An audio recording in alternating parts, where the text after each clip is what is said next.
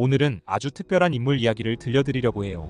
이 사람의 이야기를 듣고 나면 어떻게 한 사람의 행동이 역사를 한순간에 바꿀 수 있었는지 깜짝 놀라실 거예요.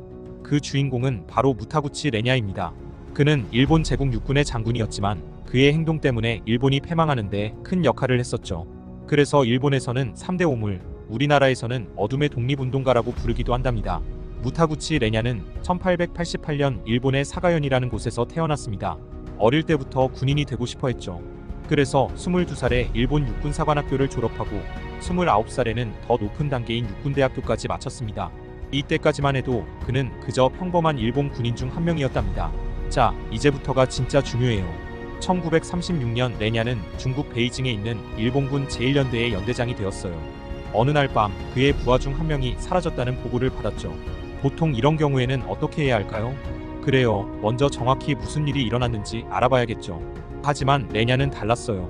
그는 곧바로 중국군이 자신들을 공격했다고 생각해버렸어요. 그러고는 아무런 확인도 없이 중국군을 공격하라고 명령을 내렸죠. 이게 바로 중일전쟁의 계기가 되었답니다. 진짜 어처구니 없는 사실은 그는 전쟁을 일으킬 권한이 없었는데 군법을 무시하고 독단적으로 중국을 공격해버린 것이죠. 그런데 더 황당한 것은 당장 군사재판에 넘겨져서 중징계를 받았어야 했지만 레냐는 오히려 대령에서 소령으로 특진한 것도 모자라 1940년에는 중장으로 승진까지 하게 됩니다. 이제 레냐의 가장 유명한 작전에 대해 이야기해 볼게요. 바로 인팔 작전입니다. 1943년 레냐는 미얀마에 있는 일본군 15군의 사령관이 되었어요. 그때 그는 아주 대단한 계획을 세웠답니다. 미얀마에서 아라칸 산맥을 넘어 인도 북부의 전략적 요충지인 인팔을 기습하겠다는 거였죠. 보통 이런 대규모 군사작전을 계획할 때는 어떻게 해야 할까요? 당연하겠지만 아주 꼼꼼하게 준비해야 해요. 하지만 레냐의 계획은 달랐어요. 그의 계획은 이랬답니다. 보급품이 필요하다고, 적에게서 빼앗으면 돼. 식량이 부족하다고, 포탄 씻던 소나 말을 먹으면 돼. 무기가 모자란다고, 정신력으로 극복하면 돼. 여러분, 이런 계획 들어보셨나요? 정말 놀랍죠? 당연히 그 당시 레냐의 부하들도 레냐의 일명 징기스칸 작전을 듣고 무슨 미친 소리냐면서 극구 반대했다고 합니다. 사령관님, 이 작전은 너무 위험합니다. 다시 생각해보는 게 좋을 것 같습니다. 그런데 레냐는 생각보다 완전 꼰대 그 자체였으며 고집도 심했죠. 심지어 반대하는 부하들을 모두 내쫓아버렸는데요. 그리고 당시 일본 최고 권력자였던 도조 히데키가 레냐의 작전을 지지하면서 역사의 길이 남게 된 인팔 작전이 시작되었죠. 결과는 어땠을까요? 92,000명이나 되는 일본군 병사들 중에서 무려 72,000명이 전사하거나 굶어 죽게 됩니다. 정말 무능한 사령관 한 명 때문에 엄청난 재앙을 초래하게 된 거죠. 레냐가 생각한 것과 실제 전장은 하늘과 땅 차이였어요. 적군에게서 보급품을 빼앗겠다고요? 여러분도 누군가 여러분의 물건을 가져가려고 하면 그냥 줄 것 같나요? 당연히 아니죠. 적군들도 마찬가지였어요. 오히려 후퇴할 때 일본군이 사용하지 못하도록 보급품을 모두 부숴버렸죠. 그리고 레냐가 말과 소를 식량으로 쓰겠다는 전략 또한 완벽히 실패했습니다. 왜냐고요? 그 동물들은 긴 여행을 하기에 적합한 종류가 아니었어요. 심지어 먹이도 제대로 주지 않았죠. 잡아먹기도 전에 불쌍한 동물들 대부분이 굶어 죽고 말았답니다. 상황이 이렇게 나빠지자 레냐의 부하들이 작전을 중단해야 한다고 외쳤지만 레냐의 똥고집은 꺾을 수 없었죠. 작전이 잘 안 되는 건 여러분의 정신력이 부족해서다. 일본인은 원래 풀을 먹고 사는 동물이다. 이렇게 산이 푸르른데 먹을 게 없다니 말도 안 된다. 그렇게 레냐의 인팔 작전은 대실패하게 되면서 전쟁 역사의 길이 남게 되었죠. 대부분 이렇게 큰 실수를 하면 보통은 자신의 잘못을 인정하고 사과해야 할 텐데요. 하지만 레냐는 달랐어요. 전쟁이 끝난 후에도 레냐는 자신의 잘못을 인정하지 않았죠. 오히려 내가 잘못한 게 아니라 부하들이 잘못 싸웠기 때문이라고 말했다네요. 그렇게 무타구치 레냐는 혼자의 힘으로 일본 제국에 막대한 피해를 끼쳤기 때문에 우리나라에서는 어둠의 광복군으로 불리게 되었죠. 그리고 일본 패망 후 열린 전범재판에서도 그의 행동이 오히려 연합군의 승리에 도움이 되었다는 이유로 아주 가벼운 처벌만 받았습니다. 지금까지 일본 3대 오물 중 한 명인 무타구치 레냐의 이야기였습니다.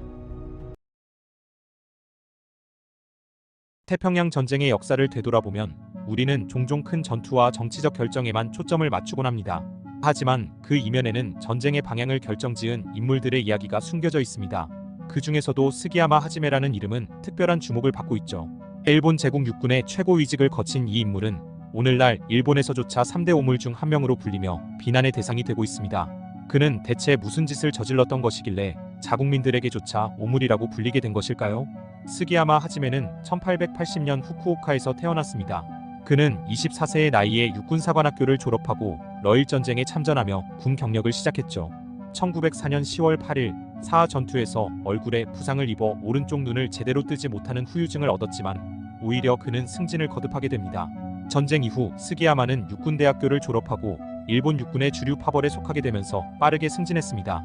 그는 1910년대에 인도차이나와 필리핀에서 외교 및 첩보 활동을 펼쳤고 1920년대에는 육군성 항공과장을 역임했죠. 이이후 쿠데타 사건 당시에는 육군사관학교 교장으로서 반란 진압에 공을 세워 육군장관에 오르는 등 군내 최고위직을 두루 거쳤습니다.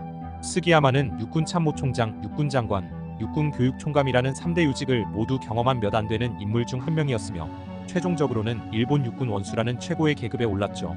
이처럼 화려한 경력을 가진 스기야마였지만 그의 어처구니 없는 판단력 때문에 일본을 위험한 상황으로 몰아넣게 됩니다.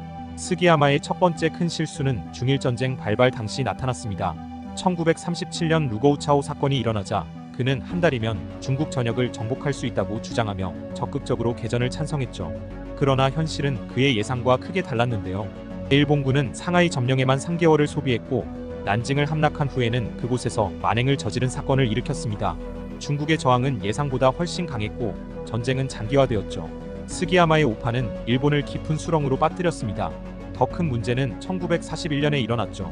미국과의 전쟁 가능성이 대두되자 스기야마는 히로히토 천황 앞에서 진주만 공습이 성공하면 미국은 3개월 만에 태평양의 제해권을 완전히 잃게 될 것이라고 장담했습니다. 이에 천황이 의문을 제기하자 스기야마는 미국 남부 지역을 무조건 3개월 안에 정리할 수 있다는 황당한 주장을 펼쳤죠. 급기야 히로히토는 스기야마의 주장에 크게 화를 내며 자네는 중일전쟁 때도 1개월 정도면 중국을 정리할 수 있다고 큰소리쳤는데 현실은 4년이라는 긴 시간 동안 아직도 정리를 못하고 있지 않나? 라고 질책했습니다. 스기야마는 제대로 된 답변을 하지 못한 채 고개만 숙였다고 합니다. 스기야마의 가장 큰 과오 중 하나는 무타구치 레냐의 인팔 작전을 승인한 것입니다. 대부분의 참모들이 이 작전의 현실성에 의문을 제기했음에도 불구하고 스기야마는 단순히 무타구치 레냐가 자신과 같은 육군사관학교와 육군대학교 출신이라는 이유만으로 승인을 내렸습니다. 작전 입안에 참여한 무타구치 장군과 데라우치 장군의 얼굴을 봐서라도 결제해주게라고 말했다고 합니다. 그렇게 국가의 운명이 걸린 중대한 결정을 인맥으로만 처리해버린 어처구니 없는 짓을 저지른 것이죠. 인팔 작전의 결과는 참혹했습니다. 10만 명에 가까운 일본군 중 단 1만 5천 명만이 생존하여 귀환했죠. 이로 인해 버마 전선이 완전히 무너지면서 일본 제국은 1945년 초에 인도 제국군과 버마 국방군에게 패배하고 버마를 완전히 상실하게 되었습니다. 스기야마 하지메의 판단 착오와 부적절한 의사결정은 수많은 생명을 앗아갔고 일본을 패전으로 이끌었습니다. 일본이 패망하는데 큰 일조를 했던 무능력의 끝판왕이자 일본 3대 오물로 불리는 스기야마 하지메에 대한 이야기였습니다. 제2차 세계대전, 특히 태평양 전쟁에서 일본군은 수많은 전투를 치렀습니다. 아마도 뛰어난 전략가와 지휘관들도 있었겠지만 반대로 극도로 무능했던 장성들도 있었죠. 그 중에서도 역대급 패급이었던 3명의 장성을 일본에서는 3대 오물이라 부릅니다. 무타구치 레냐, 스기야마 하지메, 그리고 오늘 이야기할 도미나가 교지가 바로 그 주인공이죠. 이 세 사람 중에서도 도미나가 교지는 좀 더 특별한데요. 그는 단순히 무능했을 뿐만 아니라 그의 행동이 일본군의 패망을 직접적으로 앞당겼다는 평가를 받고 있기 때문이죠. 그렇다면 도미나가 교지는 어떤 인물이었고 어떤 행동으로 이런 오명을 얻게 되었을까요? 도미나가 교지는 1892년 일본의 나가사키현에서 태어났습니다. 그의 아버지 도미나가 키치타로는 아들들을 군인으로 만들기 위해 많은 노력을 기울였고 실제로 도미나가의 동생들 중 2명은 해군 장교가 되었죠. 도미나가는 구마모토 육군 유년학교를 거쳐 육군사관학교에 입학했습니다. 그러나 그의 학업 성적은 형편없었다고 합니다. 육군사관학교와 이후 진학한 육군대학교에서도 그의 성적은 최하위권을 벗어나지 못했죠. 하지만 그에게는 뛰어난 정치적 감각이 있었습니다. 졸업 후 도미나가는 운 좋게도 당시 일본의 실세였던 도조 히데키의 눈에 들게 됩니다. 이를 계기로 그는 빠르게 승진했고 정계와 군부, 재벌들 사이에서 중요한 역할을 하게 되었죠. 이 시기 그는 도조의 돈주머니라는 별명을 얻었는데 이는 그가 뇌물을 주고받는 일종의 중개인 역할을 했기 때문입니다. 도조의 총애 덕분에 도미나가는 참모본부 참모, 관동군 보병사단 참모를 거쳐 육군성 인사국장, 그리고 마침내 육군 차관까지 오르게 됩니다. 특히 도조가 육군 대신과 육군 참모총장을 겸임하고 있던 시기에 도미나가는 실질적으로 육군성의 업무를 대행했다고 합니다. 1941년 12월 일본은 진주만 공습을 감행하며 태평양 전쟁의 막을 올립니다. 초기에는 일본군이 승승장구했지만 1942년 6월 미드웨이 해전을 기점으로 전세가 역전되기 시작했습니다. 연이은 패배로 일본 내에서 도조에 대한 비난이 거세졌고 결국 1944년 7월 도조는 총리직에서 물러나게 되었죠. 도조의 실각은 그의 측근이었던 도미나가에게도 큰 타격이었습니다.